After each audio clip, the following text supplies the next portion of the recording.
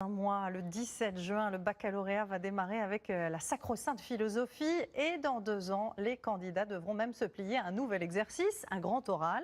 Alors ce n'est pas vraiment dans les habitudes de nos lycées français et certains établissements ont donc décidé de préparer leurs élèves avec des concours d'éloquence. Un exemple à Bayonne avec Julien Roux et Régis Rouanet. Qui remportera la finale du premier concours d'éloquence du lycée?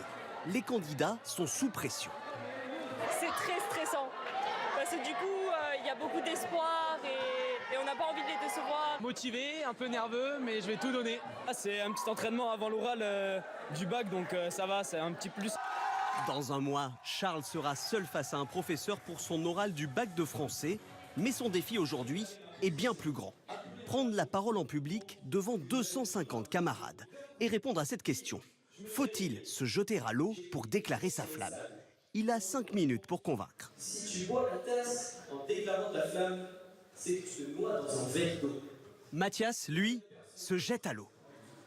Je t'aimais, je t'aime, et je t'aime. Le jeune homme séduit le public.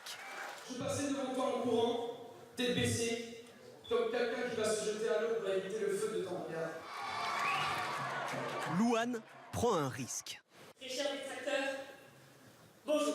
Elle s'adresse à l'auditoire sans aucun papier en main. Mais c'est parce que je suis extrêmement douée pour cacher mon stress.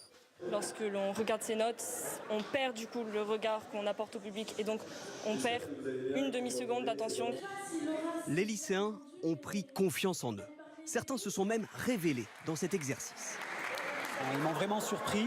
Il y en a certains en classe qui sont très réservés et qui se dévoilent et qui nous montrent des compétences qu'on n'aurait peut-être pas pu discerner si on n'avait pas organisé ce type de concours. Depuis 3 mois, tous les élèves se sont préparés avec de jeunes avocats volontaires. Et le bâtonnier de Bayonne en personne préside le jury qui va maintenant se retirer pour délibérer. C'est important parce que demain, lorsqu'on se présente, lorsqu'on prend la parole pour l'entretien d'embauche, la première chose qu'on voit, c'est la façon dont on se présente. Aujourd'hui, c'est Louane qui a convaincu le jury. Dans 2 ans, tous les élèves de terminale passeront un grand oral. Il comptera pour 15% de la note finale du bac.